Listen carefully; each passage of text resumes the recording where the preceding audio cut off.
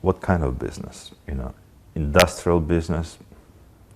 UK, definitely lagging behind most of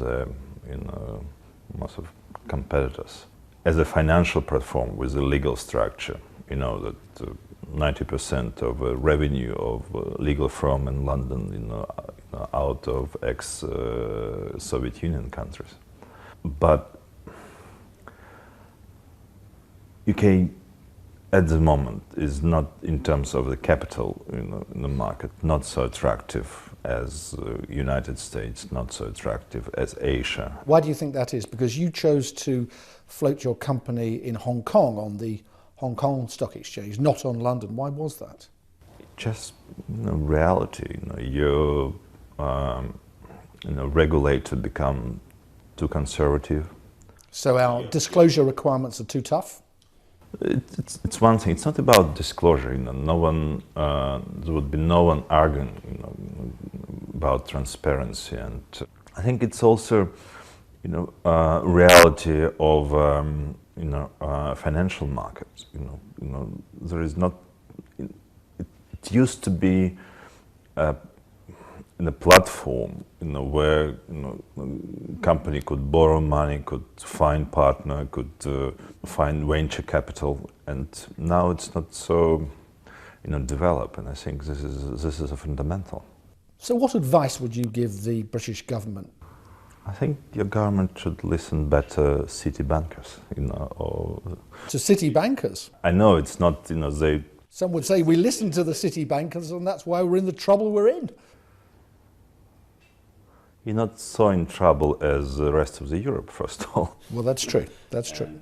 I mean, there is a great platform which government should support, because it will create more opportunity. It will attract more business. It will attract more people who could develop better relation for Britain with the rest of the world. And of course, you should stay competitive. Because of course, after the credit crunch, bankers in Britain are unpopular, but they're not really trusted. Choose new one. Where do we find them? You still have a great business school, great economy school. Still, we are sending our kids, to study in England, and we trust your system. I read that as a young man, you read the novels of Conan Doyle, Arthur Conan Doyle. What did they teach you about the British character? Very suspicious. We are suspicious. Yeah. We are suspicious. I thought we're curious. Okay, I'll say like that.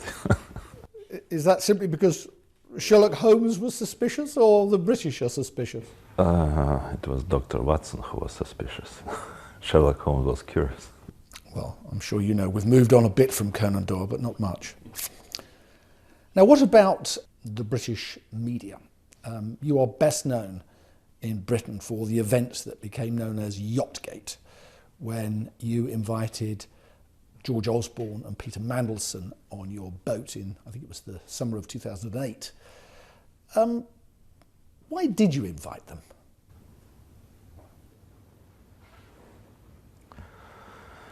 First of all, I think I don't want to disappointed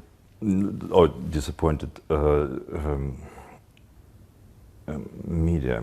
Maybe my boat smallest out of Russian fleet, and I'm sure your tiny little modest yacht, but why were they on it? And anchor next to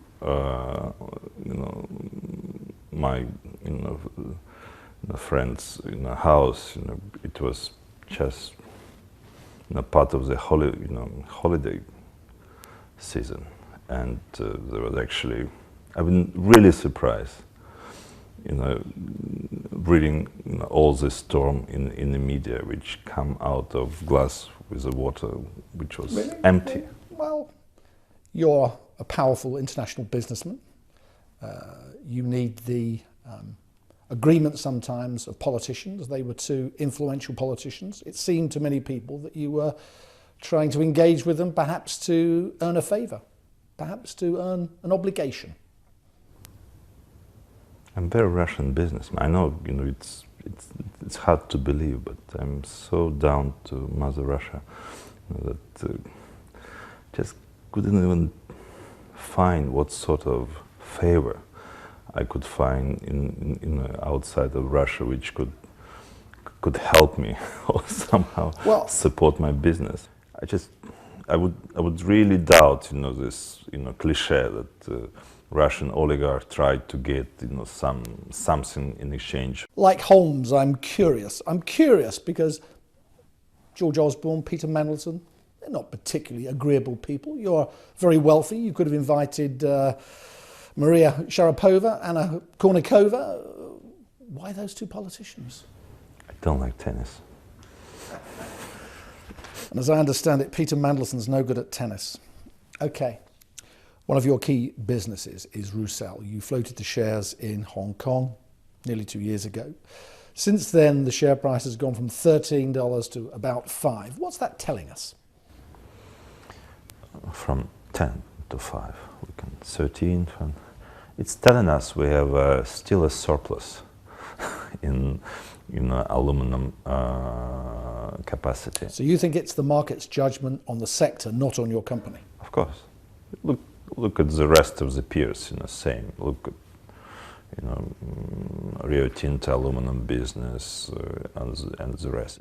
Some years ago, I think it was 2006, you had your visa to the States revoked. As I understand it, you can now travel to the United States, and you do. What's your view of doing business in the United States today?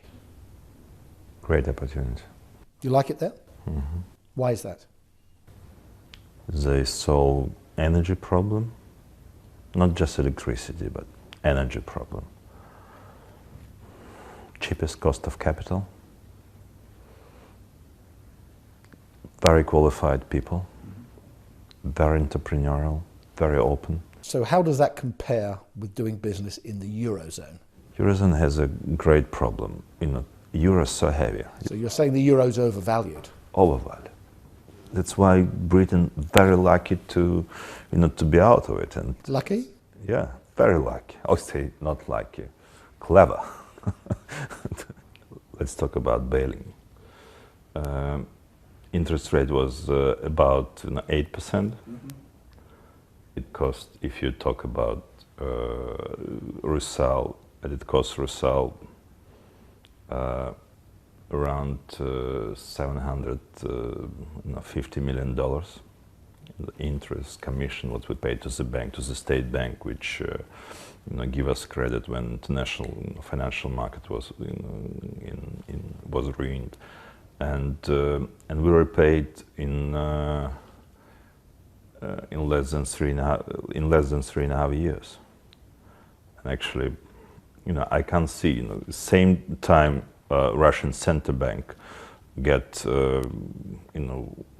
slightly above 1%, and we pay 7% premium to the money, which was important for us. But at that moment of crisis, it is fair to say, is it not, that President Putin used his influence to save your company? No, there was a program which was designed, and Parliament adopted a law, where there was a funds about, it was around $16 billion, and we borrow part of the funds, same as 5 or 6 companies, and actually not just Rusal, got this opportunity in our group. There was another company which also offered, this opportunity, but when we calculate, we decided and we go and restructured, with our creditors. That's why I just can't see how it could put us in someone's pocket, 8% interest rate. Well, it was an expensive pocket.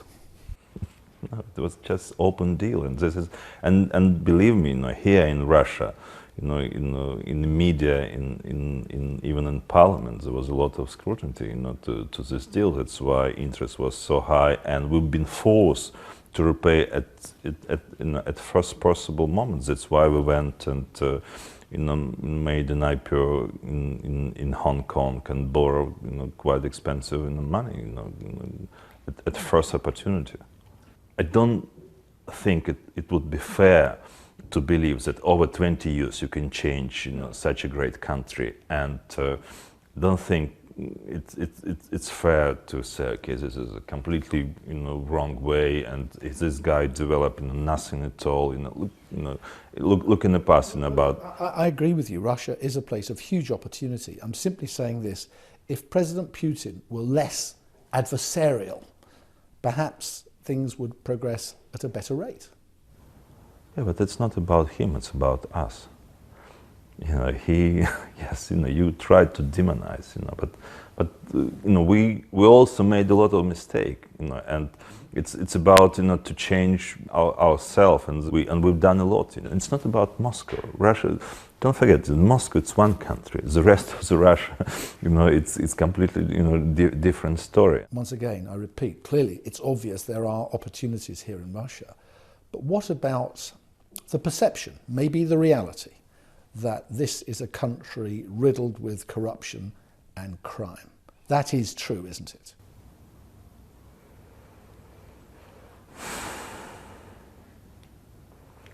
I never see crime and corruption in England. It's true, but maybe because I never go in a place where I could In England, there's plenty of crime and corruption. You can be sure. Yeah, but I never go in this place, and maybe if you really about business in Russia, try to choose, this part of or this area or this sector where you feel more comfortable, and and it's a social issue. We have failure in almost all institutions in the middle of 90s. You try in Iraq. How long you believe it would take you to improve situation there to the level of Russia? How long does it take in US? Well, 200 years. I read an interview you gave just over a year ago with a British newspaper, and you said quite openly that in your early days in business in the 90s you had to pay crime gangs. You had to. It was a necessity to keep the security of your business. Is that still My true? people? No, it's over. So those days are over? Completely. You don't have to pay off the mafia in this country to do business? No. No threats from criminal gangs? You can't say it's not for us, not for big corporate, mid-size, upper small size. Definitely no. You have police. You have quite developed for this type of crime institution, who could handle the problem, and you have this is a Russian reality. You have more than 800,000 people employed in security company. It's not Wild West like in the middle of 90s, this is for sure. And not just in Moscow, what's important, not just in Moscow. Your good friend Roman Abramovich has spent a fortune buying a football club in London, Chelsea. He's been very successful. Have you never been tempted to buy an English football club? Tempted? I tried to understand the reality of his success in this part of the business. I don't think it's a business success. Yeah, but he likes football. I love play football. When we were kids, we were playing football until sun came down. But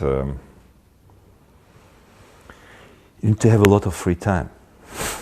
You need to really, be, how to say, engaged in it, and it's not on my agenda. And I really prefer, to spend another, 7, maybe 12 years, trying to develop, business in Russia. He spends a lot of time in London. It seems to me that you don't find London so attractive anymore. Me?